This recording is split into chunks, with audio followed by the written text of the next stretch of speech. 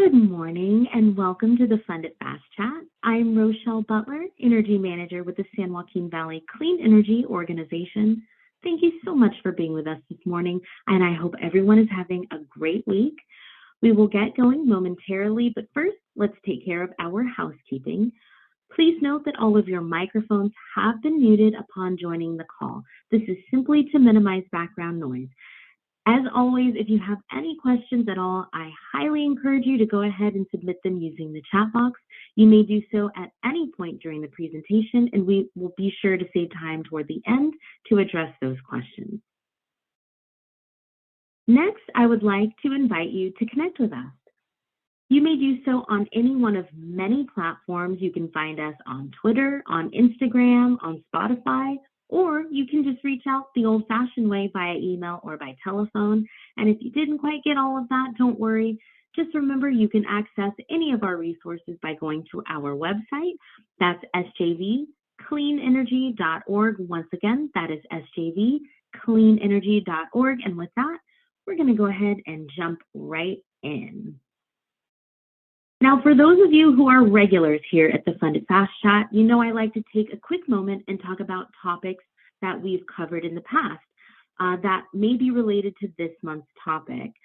We've been doing the Fast Chat for long enough now that these topics will overlap from time to time. And as I was researching this month's topic, I thought about two other grant programs that we've covered in the past. One is the Caltrans Sustainable Transportation Planning Grant, which is a wonderful program geared toward multimodal mobility and accessibility for all people. I encourage you to check it out. The second grant program is the Equitable Community Revitalization Grant, which addresses brownfield and environmental cleanup. Also a really great program. We will include links to these presentations in our follow-up email after the call today, so you don't have to go searching for them. Also, while you are over there on YouTube checking out our channel, please don't be shy. Like our videos and subscribe to our channel. This helps us out a ton, and more importantly, it helps others just like yourself to find our content. The Environmental Enhancement and Mitigation Grant Program, or EEM for short, for those of you who need yet another acronym, this program receives an allocation annually, so it cycles annually, which is great. If you don't have a project ready to go for this year, you can actually start planning for next year. The funding comes from the California Street and Highway Code Section 164.56 of the state constitution. The legislature allows up to $7 million each year to support this program. So you can feel a little bit better about paying those outrageous California vehicle registration fees. It looks like they, in part, go to support programs like this. At a very high level, this grant program is geared toward mitigating the environmental effects of transportation facilities. Now, that does sound very specific. However, reading through the types of projects they are looking to fund, there's a big emphasis on greening.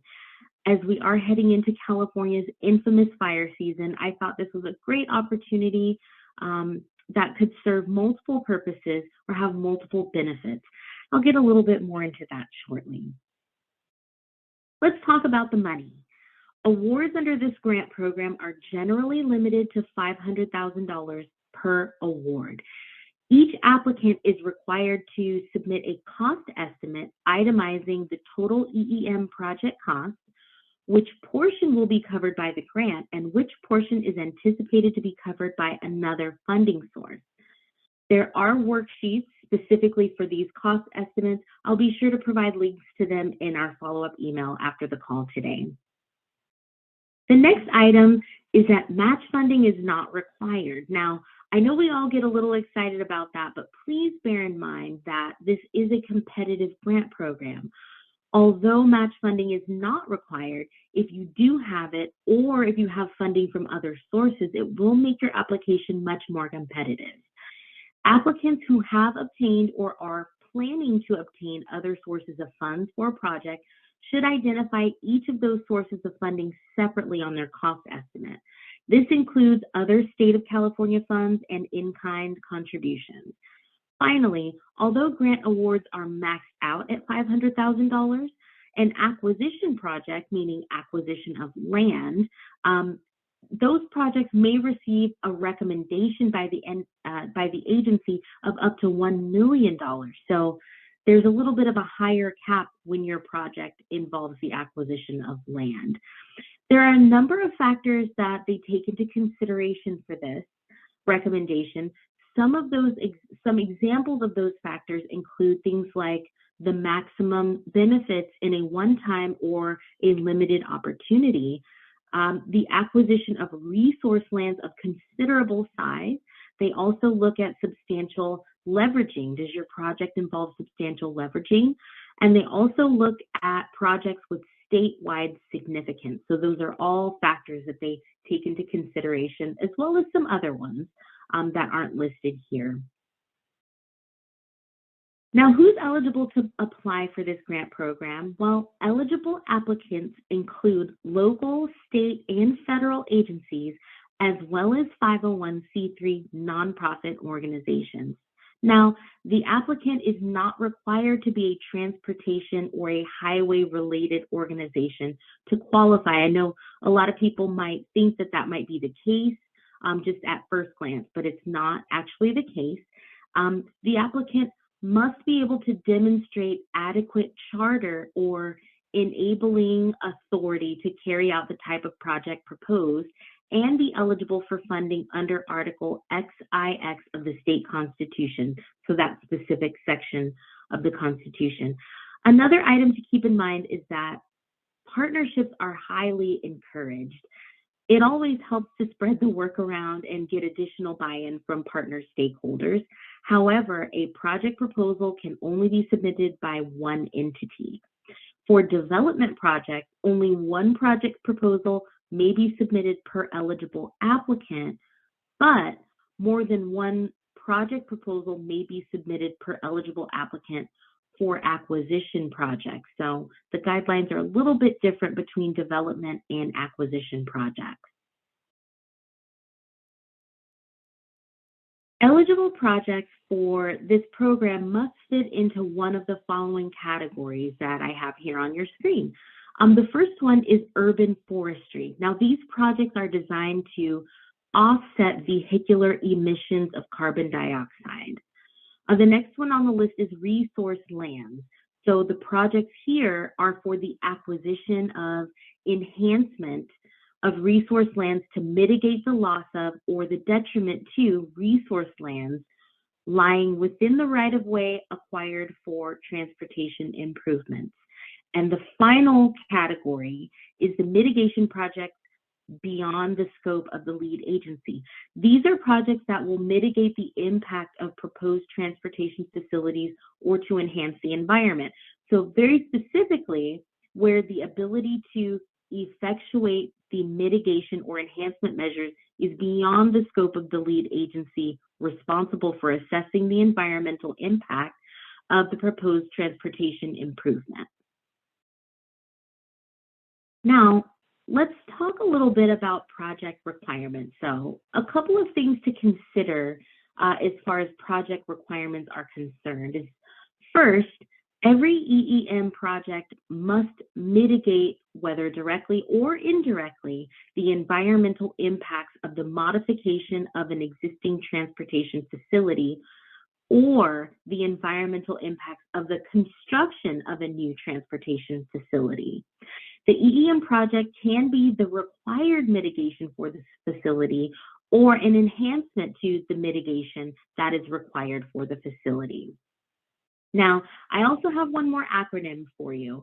The transportation facility that we've been talking about, it is also referred to as the RTF, which stands for Related Transportation Facility. If you look into the literature on this grant program, you will see the acronym RTF everywhere. I'm going to reference it numerous times throughout the rest of this presentation. Additionally, there are RTF, as per the guidelines, there's a very specific definition of what an RTF is. So it is defined as a public street, a highway, a mass transit gateway, for example, trains, ports, light rail lines, city streets, airports, and the like, or the appurtenant features, for example, park and ride facilities, high occupancy vehicle lanes, transit stations, and things of that nature. Now, there is a big long list of project requirements. I'm going to go through them briefly just to make sure that everyone is clear on all of them. The EEM project must be different from the RTF. So this is really just saying that your EEM project, for the purposes of this grant, can't be the RTF itself. Those two projects have to be separate. The EEM project must mitigate the environmental damage caused by the RTF. The EEM project, if in or near the RTF right-of-way, must be compatible with and not interfere with the operation or safety of the RTF. The EEM project must not limit currently planned or anticipated future improvements to the RTF. The EEM project must comply with the Model Water Efficient Landscape Ordinance, or MWELO for short, or local agency landscape water ordinances, whichever of the two is more strict, and it must use low water, drought tolerant planting. So the use of, and also the use of non-native plantings do require justification if that is going to be included as part of your project. Now, next on the list, and this is kind of a big one, the EEM project must comply with the California Environmental Quality Act, or CEQA for short. Now, CEQA review for the proposed EEM project must be complete at the time of project proposal submission. Now, this might be a barrier for some of you who may be interested in going after this grant. The CEQA documents must be included as part of the project proposal.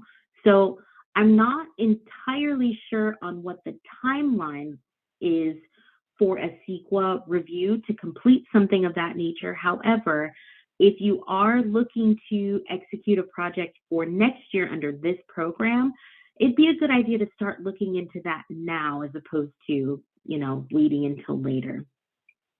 Moving along, if the EEM project is located on a state-owned right-of-way, applicable state design and construction standards and practices must apply. If the EEM project is located on a state-owned right-of-way, applicable design and construction standards and practices of the local government having jurisdiction over the project location must also apply. So those standards and practices for both state and local government having jurisdiction, those both must be applicable in your project. Moving along, the applicant must establish and demonstrate a direct or an indirect relationship between the EEM project and the modification or construction of an RTF. So directly and indirectly specifically refer to the geographic location and the benefit that is produced for the EEM and the RTF projects. And last, but certainly not least on the list, is that the RTF must have an adverse impact on the environment, because otherwise, why are we here? Moving along, I wanted to talk a little bit about some examples of eligible projects. So I know we did talk about the different categories of projects, but I have them up here again just to kind of give you an illustration of which types of projects would fit within each bucket. So also, I know I have 3 on the screen here, but really the third is an extension of the first 2. So I'm going to explain a little bit more about that in just a second. So the first one is the urban forestry. And within the urban forestry category, these projects are mainly tree plantings and greening of streets and medians, greening existing public lands and structures. There's also greening vacant lots and abandoned lots, as well as the restoration of urban creeks. Under the resource lands category, these projects are, for example, the removal of invasive and restoration of natural plant species, enhancement or restoration of natural areas. It also includes acquisitions of land either through fee title or through conservation easements, and also preserve in perpetuity resource lands. Now, the third category is called mitigation project beyond the scope of the lead agency. And this means any project under the first two categories if they are behind or beyond the scope of the lead agency. So that's how those all tie in together. And finally, let's talk about how we apply. So the application deadline is June 3rd, 2022. That can be a quick turnaround for most people. If you do not already have a project in mind that's ready to go, don't worry. As I mentioned earlier, this is an annual program. So get going on something now for the next year if you don't think you'll be able to make this year's deadline. I know there's always opportunities to increase green spaces in our communities. The other item I would like to point out is the grant program uses a system called SOAR for all of its applications. That stands for System for Online Application Review. This is how all applications will be submitted and reviewed. So if you don't already have a SOAR account, please go ahead and pop over there and create an account and start to familiarize yourself with the software. I will also include a link in the follow-up email later today that'll take you directly to that site. All right. Well, that is what I have for the Environmental Enhancement and Mitigation Grant Program for now. So I'm going to take a quick pause here for questions. Once again, if you have any questions at all, please take a couple of seconds, drop those into the Dropbox if you have not already done so. And while folks are working on that, I would just like to remind everyone to please look out for our follow-up email after the call today. That email will have links to all related Fund It Fast Chats, the ones that I mentioned at the top of the presentation. So don't worry, you don't have to go searching for them. We'll provide them for you. That email will also have links to important resources and information that I referenced during the presentation. And lastly, please take a quick second and add us to your email contacts. We want to be sure you're receiving our communications so you can stay up to date on what's going on around the partnership. That email is info@sjvcleanenergy.org. And with that, I am going to take a quick peek at our chat box, see if anyone has submitted any questions. And I don't see any questions. I do see a couple of comments. Thank you so much, Annie, for joining us for the Fast Chat today. It's always lovely to see you around. And yeah, I still don't see any questions here. I hope that means that I explained everything clearly for everyone to understand. I encourage everyone listening, please go ahead and share the Fast Chat with your friends and your colleagues. You never quite know how this information might benefit them or how it might even inspire ideas for new projects. What's next on the menu for the Fund It Fast Chat? Well, we will be back on June 14th, and we will be discussing on-bill repayment program. Not on-bill financing, I said on-bill repayment program. We have been waiting for this program for many, many years, and it is finally launched. I am excited about this program, and I hope you will join us for that Fund It Fast Chat. Of course, I hope to see you for every episode of the Fund It Fast Chat, but if you can't make it for whatever reason, just remember, all Fast Chats are recorded and can be accessed through our website or by going directly to our page on YouTube. Don't forget to hit that like button and subscribe to our channel while you're over there. As always, thank you all for joining us this morning. I hope you have a wonderful week, and I hope you stay safe and stay healthy. Until next time.